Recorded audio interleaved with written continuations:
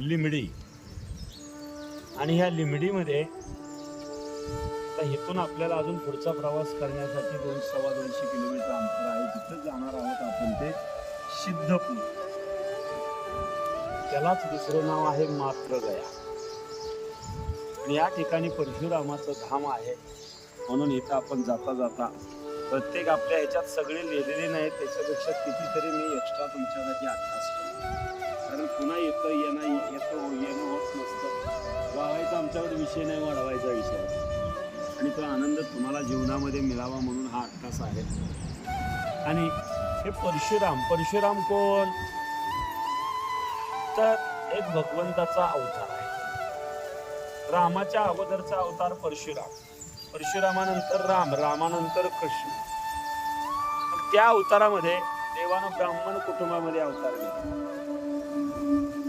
जमदग्नी ऋषी त्यांचा मुलगा परशुराम, रेणुका माता त्यांची आई. आणि परशुरामाला आणखी 3 भावंड होती. आपण माहूरगडची यात्रा, पुढच्या यात्रेत माहूरला जातो आपण, शक्तिपीठ आहे. तर त्या ठिकाणी रेणुका मातेचा त्या ठिकाणी शक्तिपीठ आहे रेणुका. तर असं झालं होतं त्या परशुरामाच्या अवतारामध्ये जमदग्नी ऋषी आणि रेणुका माता छान अगदी कुटुंब होतं. सती पावित्र्याची खान पतिव्रता असणारी ती रेणुका.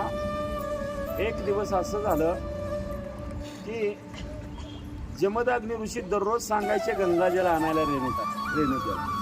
पण ती गंगाजल आणायला जायची असं घागर माठ घेऊन जात नव्हते. त्या गंगेत जायचं, पदर पाण्यात घालायचा, गंगे चल.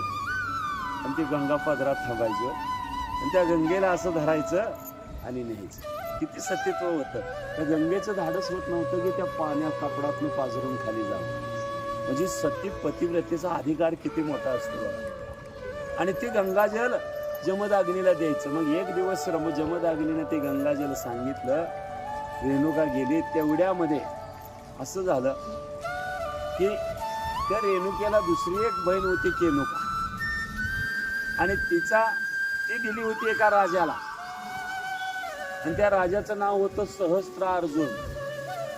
आणि ही रेणुका ज्यावेळी तिथं गंगाजल भरायला गेली त्यावेळी पलीकडच्या तीरावर आवाज आला म्हणून बघितलं तर हा सहस्त्रार्जुन उभा होता. किंचित एक क्षण पापणी तिकडे लावली, बाजूला बघण्याला काय वेळ जायचा तो गेला. लगेच तिनं पुन्हा खाली पापणी केली आणि गंगाजल भरू लागली. पाय ते कपड्यामध्ये किंवा त्या पदरामध्ये गंगाजल येच नाही. तिच्या लक्षात आला आपण आपल्या नवऱ्यानं सांगितलेल्या कामात एक क्षण एक पापणी लावण्यापुरता नजर बाजूला गेली म्हणून दोष घडला, आपलं पाप झालं. एवढं सुद्धा पाप शास्त्रानं मान्य केलेलं नाहीये नवरा बायकोच्या नात्यामध्ये. आता काय घडतंय जजू तुम्ही बघा, अवघड आहे. आणि त्या रेणुकेच्या लक्षात आलं, मनोमन माफी मागितली, माफ करा माझी कच्चित नजर दुसरीकडे गेली. पाणी घेतलं, रेणुका माता गेली. पण तिथं गेल्यावर जमदग्नीच्या लक्षात आलं. जमदग्नीने सांगितलं, रेणुके हे गंगाजल आज मला चालणार नाही, अपवित्र झालं गंगाजल. जेवढ्या वेळामध्ये यायला पाहिजे होतं तेवढ्या वेळात ही आली नाहीये. आणि त्या गंगाजलाला दोष लागला. गंगाजल तर घेणार नाही, पण तुझा सुद्धा मी त्याग करतो.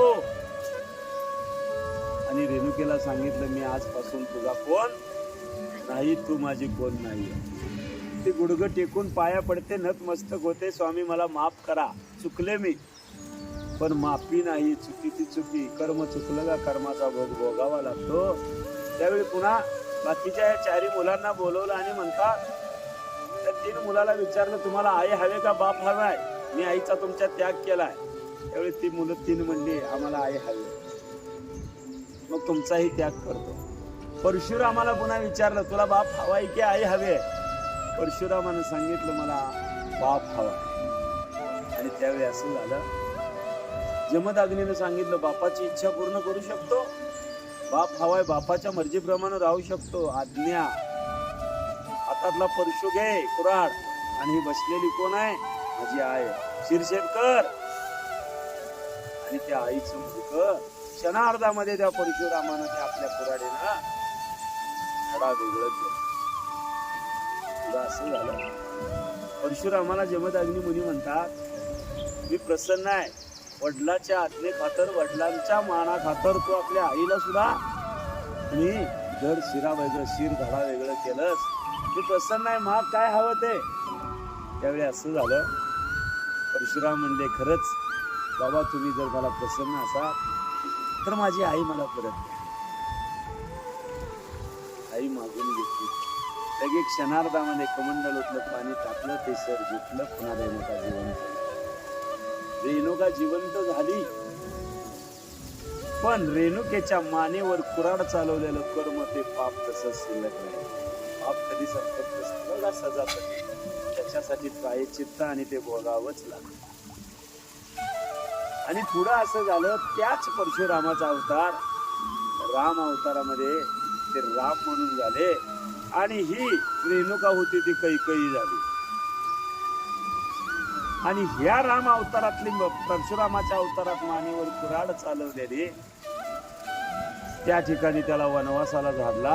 आणि दोन्ही कर्म का रामाला कैकेयीने वनवासाला झाले, पण त्याच्या पुढे सांगितलं, कैकेयी जेवढं रामावर प्रेम करत होती ना, तेवढं कोणच कौशल्य सुद्धा करत नव्हती. एवढं जीवापाड सावत्र असून सुद्धा ती कैकेयी प्रेम करायची आणि सारखं म्हणायची, माझ्या पोटाला राम आला असता तर, राम माझ्या पोटाला आला असता तर, ध्यास होता सारखा, लय जीव लावायची. राम म्हणायचा, आई किती जीव लावतेस का मला, एवढं प्रेम करतेस माझ्यावर, पण माझी इच्छा पूर्ण करणार का.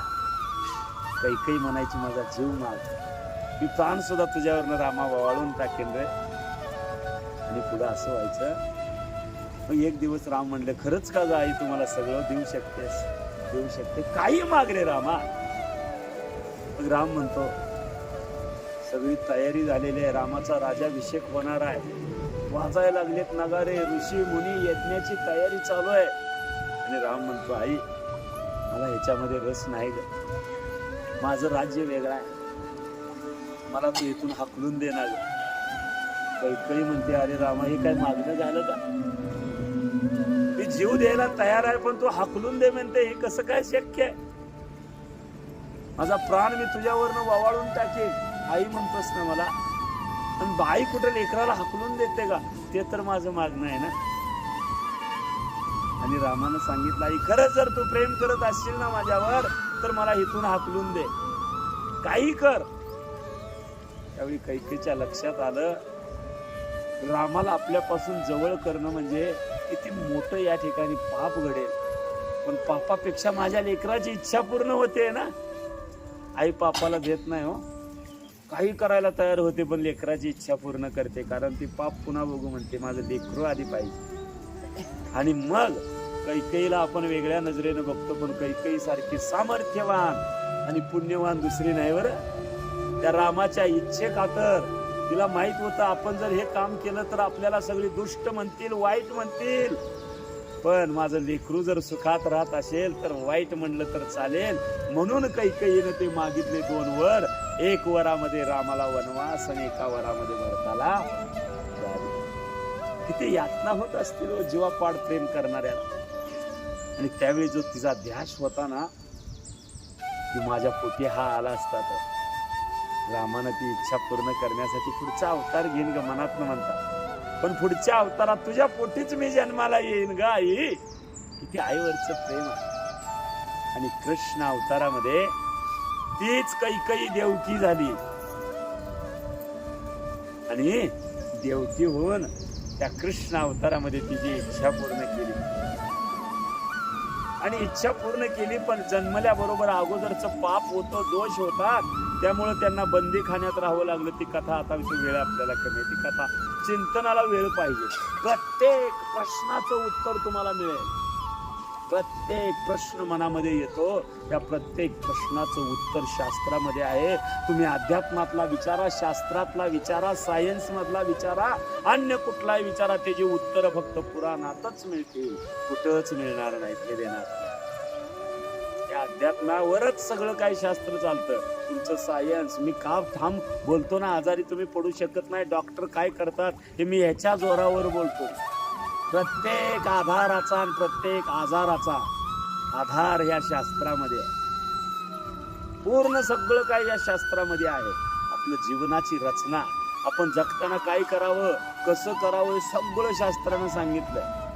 आणि ही सगळी ऑपरेशन आणि हे डॉक्टर हे सगळं पुराणात लिहून ठेवलेलं आहे सगळं. तर त्या असणारी कैकई होती ती देवकी झाली, आणि देवकी झाली, पण त्या ठिकाणी कंसाला आकाशवाणीने कळालं होतं हिच्या पोटी जन्मल्याला 8वं बाळ मला मारणार आहे, म्हणून सगळी बाळ तो मारत होता. ती का बाळ मारली, ती कोण होती, त्याची बी कहाणी वेगळीच आहे. पण कृष्णाचं चिंतन करताना मात्र त्या असणाऱ्या वसुदेवानं, त्या मायेचं लाघव भगवंतानं केलं. त्या बेड्या तुटल्या आणि वसुदेवानं असणार त्या बाळाला आपल्या डोक्यावर घेतला आणि गोकुळाला गेला. का गोकुळाला गेला? पुन्हा प्रश्न. आपली लेकरं सांभाळत होत नव्हती का? एक तुमच्या मनामधला असेल शंका, हा ती कंस मारणार होता म्हणून गोकुळाला गेला. पण आणखीन एक कारण आहे. ती जी नंद राजाची राणी यशोदा आहे ना, ती यशोदा अगोदरच्या जन्मामध्ये एका ऋषीची पत्नी होती. तिचं नाव होतं धरा. काय होतं? धरा. ती आपल्या नवऱ्याला म्हणायची, महाराज तुम्ही आपलं ध्यान धारणा अनुष्ठान करता, पण मला बी सांगा ना, आम्ही बाया बापड घरात, आम्हाला बी मोक्ष मिळवायचा अधिकार आहे का नाही? काय करावं सांगा ना. सगळे छान दिसतात, फोटो काढतो, पदर डोक्यावर घेतो. राधे राधे, किती हो माझ्या माऊल्या. तर असं झालं, त्या कृष्णाला गोकुळाला सोडलं. पण तिथं सोडण्याचं कारण, त्या धरेनं आपल्या नवऱ्याला म्हणायची, मला सांगा ना काहीतरी, मी काय करावं? आज मी तुम्हाला सांगतो, आपली शेवटाची यात्रा आता जवळ आलेली आहे. उत्तरार्धामध्ये आपण बायकांनी एवढं जर केलं ना, काहीच करायची गरज नाही, तेवढंच काम करा. ती धरा म्हणते, सांगा ना मला बी काहीतरी, माझं बी पुण्य वाढवू द्या ना. त्यावेळी त्या ऋषीने सांगितलंय, बघ धरे, एक काम कर की अतिथी देवो भव. जीवनामध्ये जीवन जगत असताना आपल्या घासातला घास काढून देणं, घोटातला घोट काढून देणं आणि पुण्यातलं पुण्य काढून देणं, याच्यासारखं दुसरं पुण्य नाही. आणि त्या धरेला सांगितलं. आणि त्यावेळी पुढं असं झालं, राहू द्यायचं होतं, चालू आहे.